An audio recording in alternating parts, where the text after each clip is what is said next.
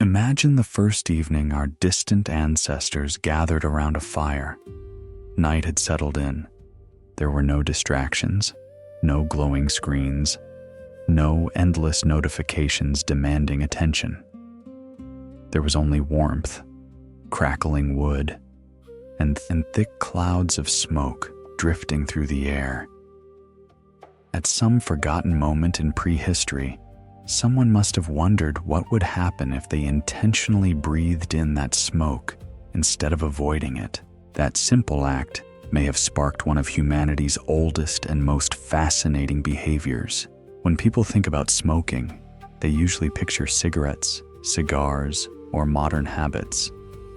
But the story reaches far beyond tobacco. Long before farming, organized societies, or written history, humans were already living alongside fire. Some scientists even suggest that our curiosity about inhaling smoke could be rooted so deeply in our evolution that it existed long before civilization itself. It's remarkable how many everyday habits have origins that seem almost accidental.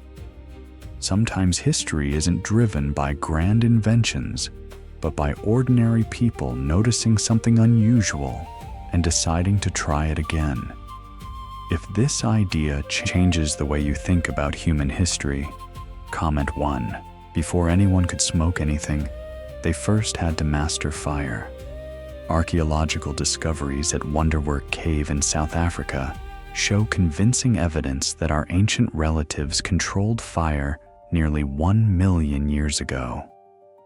Researchers uncovered burned plant material and charred animal bones deep inside the cave, suggesting these fires were carefully maintained rather than started by nature. At that point, Homo sapiens did not yet exist. The fires belonged to Homo erectus, an earlier human species that relied on flames for warmth, cooking, protection, and gathering together after sunset. Every evening they sat beside smoke-filled fires, breathing in whatever drifted through the air. Smoke wasn't an occasional inconvenience. It was part of daily life for countless generations. Living beside fire meant becoming familiar with every scent and effect it produced. What began as necessity slowly became experience, and experience often becomes knowledge. Wood smoke wasn't the only thing filling those ancient campsites. Whenever plants burn, they release a wide variety of chemical compounds. Some plants naturally contain substances capable of affecting the human nervous system. Without realizing it, early humans may have occasionally burned vegetation that altered their mood, sharpened sensations, or changed their perception of the world. In other words, some prehistoric campfires may have produced unexpected psychological effects simply because the wrong, or perhaps the right plants, happened to be thrown into the flames. Researchers have explored this possibility for decades. Across Africa, Europe, and Asia, naturally growing psychoactive plants could easily have mixed into campfires. Exposure may have happened entirely by chance before anyone understood why certain fires felt different from others. The human brain already possesses receptors that interact with compounds similar to those found in cannabis. These receptors evolved for entirely different biological reasons. Yet when smoke containing those compounds entered the body, the brain was already equipped to respond. Rather than treating the experience as something foreign, it reacted naturally. That first encounter may never have been planned. It could have been nothing more than a fortunate accident, repeated often enough that people began recreating the experience intentionally. History often grows from simple observations. Someone notices a pattern, repeats it, shares it, and eventually a tradition is born. Imagine how extraordinary that possibility really is.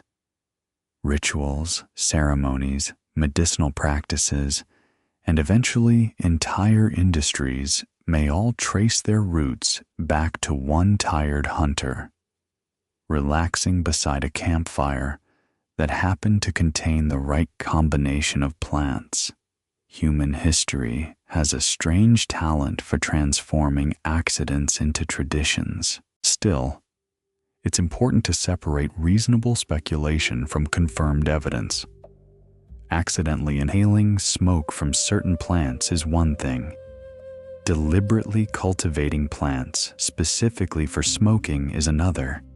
And archaeology gives us much stronger evidence for the latter. One of the earliest clear discoveries comes from burial sites in the Pamir Mountains of Central Asia, dating to roughly 500 BC.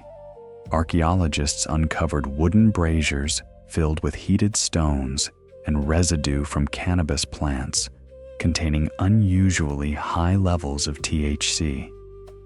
These findings strongly suggest intentional use during ceremonial rituals rather than simple agricultural purposes. Yet an important question remains. Does the lack of older discoveries mean earlier people never smoked cannabis, or does it simply reflect how difficult ancient plant materials are to preserve? Stone tools survive for millions of years, but wooden pipes, leather pouches, dried leaves, and woven containers usually disappear long before archaeologists arrive. Entire chapters of human history may have vanished simply because the materials themselves could not survive underground. Sometimes archaeology reminds us that what hasn't been found isn't necessarily proof that it never existed. History leaves behind only fragments, and those fragments rarely tell the complete story. Ancient writings provide another fascinating clue. The Greek historian Herodotus described the Scythians entering enclosed tents, heating stones until they glowed, tossing hemp onto them, and breathing the resulting vapor while celebrating with great enthusiasm. For generations, many scholars assumed he had exaggerated the story. Later excavations told a different tale. Archaeologists uncovered bronze braziers, heated stones, and hemp residue in Scythian burial sites that closely matched his descriptions. Instead of inventing colorful stories, Herodotus may simply have been recording exactly what he witnessed. When written history and archaeology finally agree, the past becomes much clearer. Sometimes the oldest stories survive because someone took the time to write down what everyone else overlooked. Tobacco, however, belongs to a completely different chapter of the story. Unlike cannabis, tobacco originated in the Americas. That means civilizations across Europe, Africa, and Asia had no knowledge of it until contact with the New World at the end of the 15th century.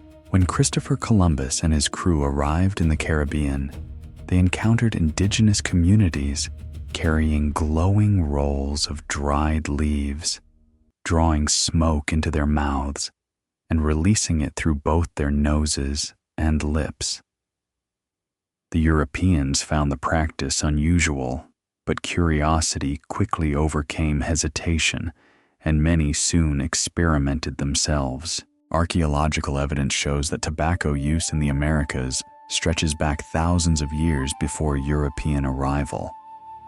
Chemical traces preserved inside ancient pipes date back at least 3,500 years, while some researchers believe tobacco may have been used much earlier, perhaps even around 10,000 years ago, alongside the earliest cultivation efforts. What makes these early traditions especially significant is that tobacco was not simply a recreational pastime. For many indigenous cultures, it held profound spiritual meaning. Smoke accompanied healing ceremonies, sacred agreements, communication with spiritual forces, and acts of blessing. A ceremonial leader using tobacco was participating in a respected ritual rather than indulging in a casual habit. The way a culture treats a substance often reflects the values surrounding it. When something is considered sacred, restraint naturally becomes part of the tradition. In 2019, researchers uncovered another remarkable discovery in Utah's Great Salt Lake Desert.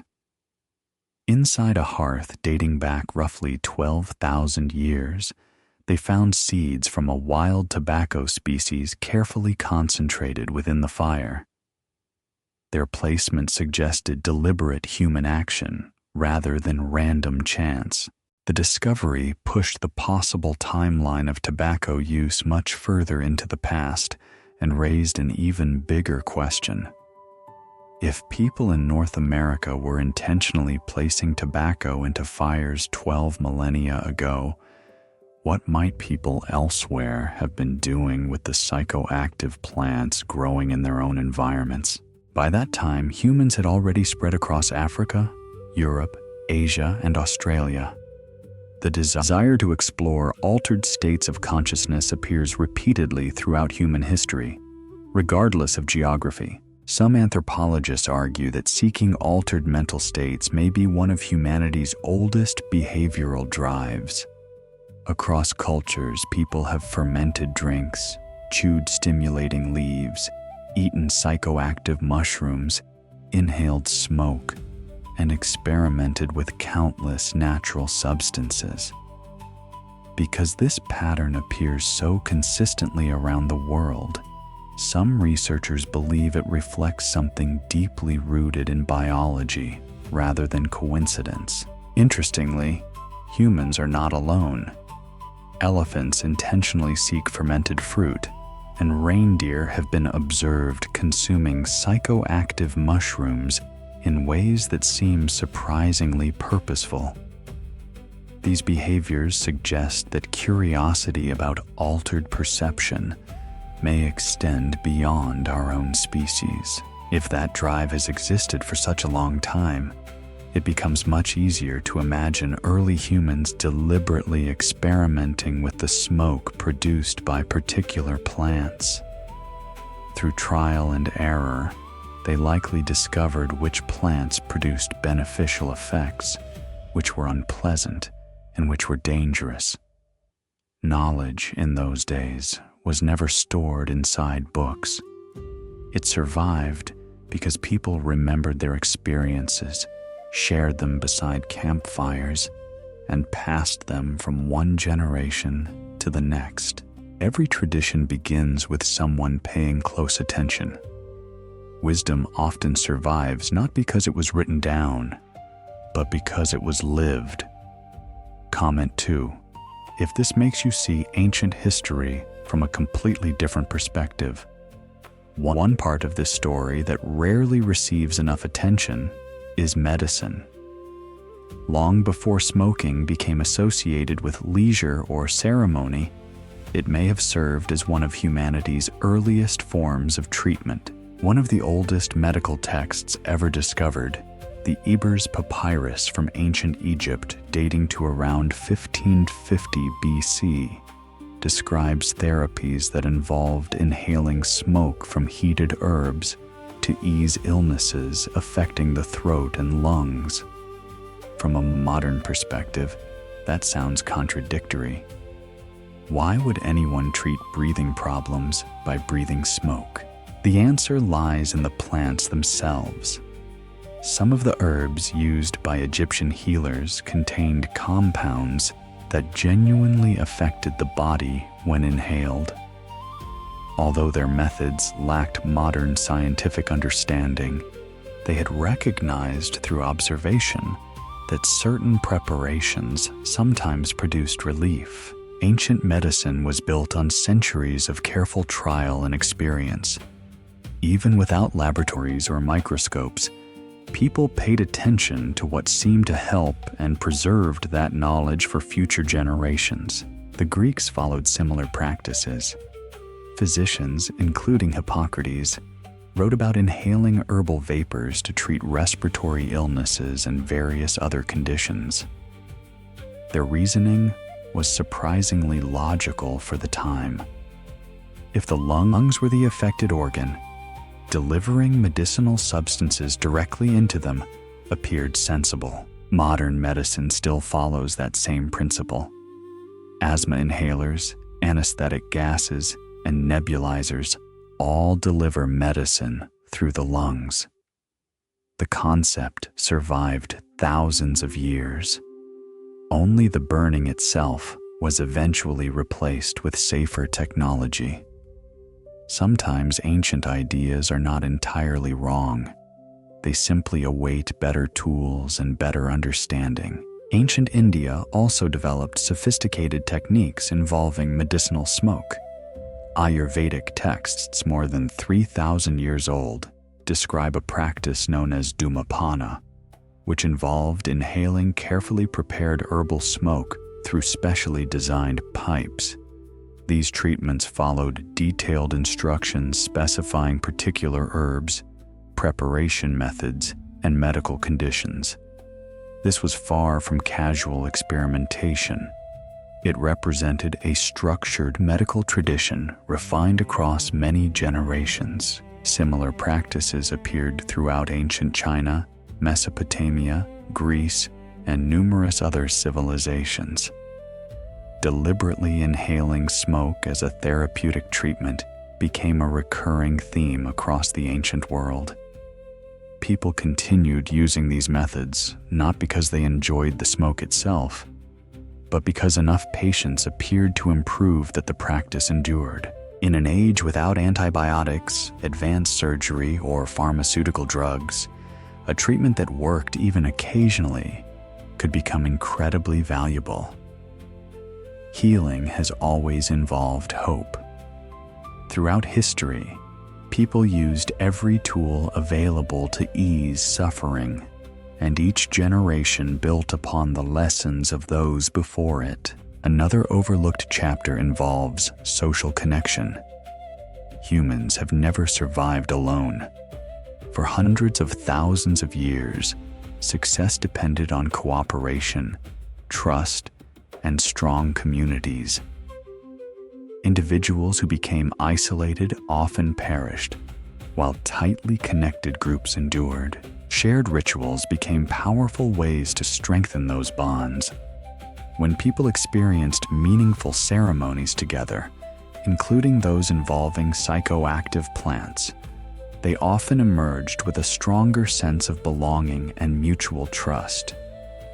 Modern neuroscience provides support for this idea.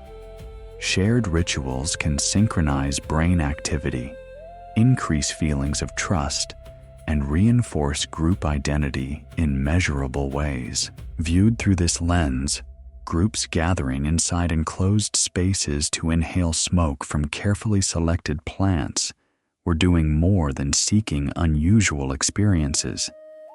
They were reinforcing relationships that improved their chances of surviving together.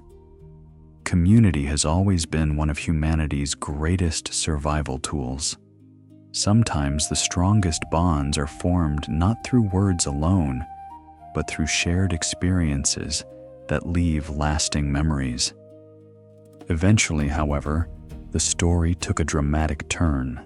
When tobacco reached Europe during the 16th century, its spread was astonishingly fast. Within only a few generations, it transformed from an unfamiliar curiosity into one of the continent's most sought-after commodities. By the 17th century, tobacco had become part of global trade. During the 18th century, powdered tobacco known as snuff became fashionable among European elites. By the 19th century, cigars had become widespread, and the early 20th century introduced factory-produced cigarettes that were inexpensive, convenient, and far easier to consume regularly than anything before them. A substance that many indigenous societies had incorporated into carefully regulated spiritual traditions over thousands of years was rapidly converted into a mass-produced commercial product. History often shows that when something sacred becomes purely commercial, its original meaning is easily forgotten. If this shift surprises you, comment 0. The 20th century marked an even darker phase. Major tobacco companies invested enormous resources into protecting profits, while scientific evidence increasingly linked cigarettes to serious diseases, including cancer.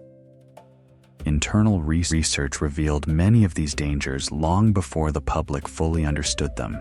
Aggressive advertising targeted broad audiences, including young people. Celebrity endorsements, physician testimonials, and carefully designed marketing campaigns helped normalize cigarette smoking across society.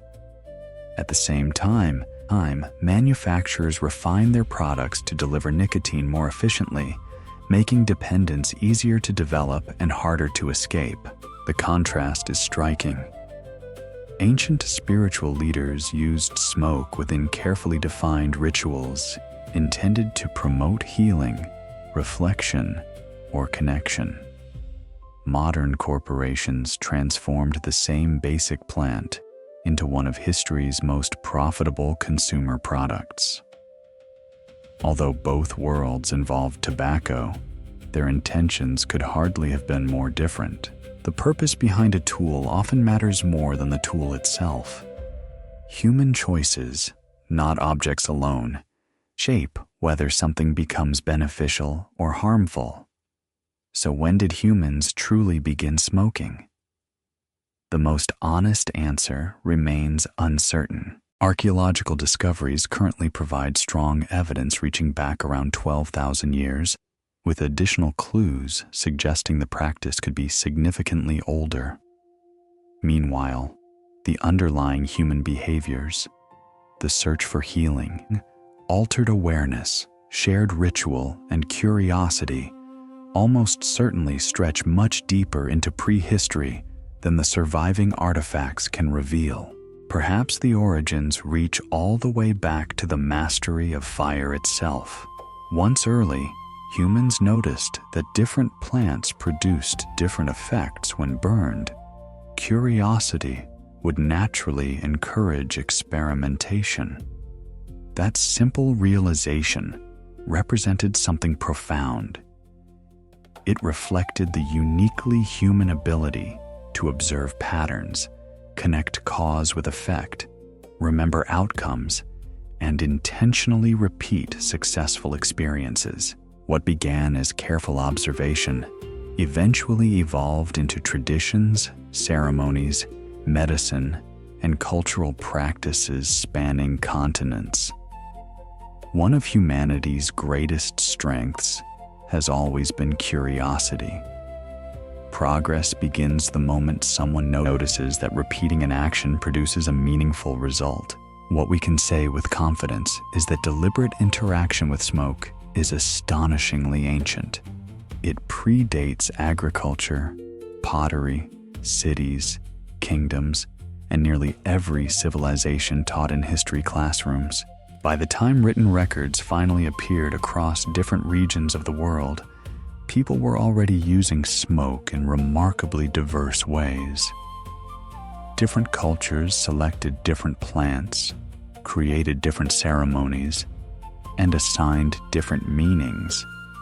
Yet the behavior itself had already become deeply woven into human life. There is something strangely poetic about that continuity. Across tens of thousands of years, humanity has changed almost beyond recognition.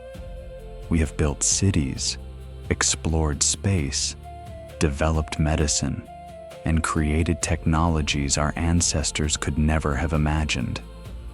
Yet some experiences remain timeless. A fire crackles on a cold evening. Smoke drifts into the night sky. People gather together, breathe the same air, tell stories, share knowledge, and pass traditions to the next generation. At some forgotten moment long ago, someone realized that certain smoke changed the way they felt.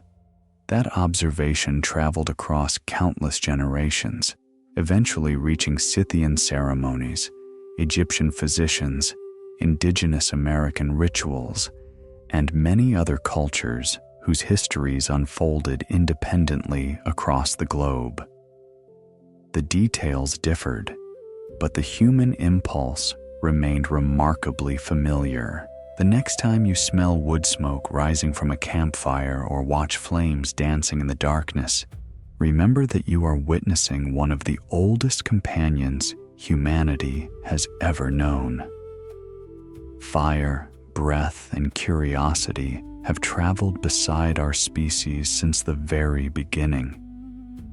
They remind us that despite all our technological achievements, some threads connecting us to our distant ancestors have never been broken.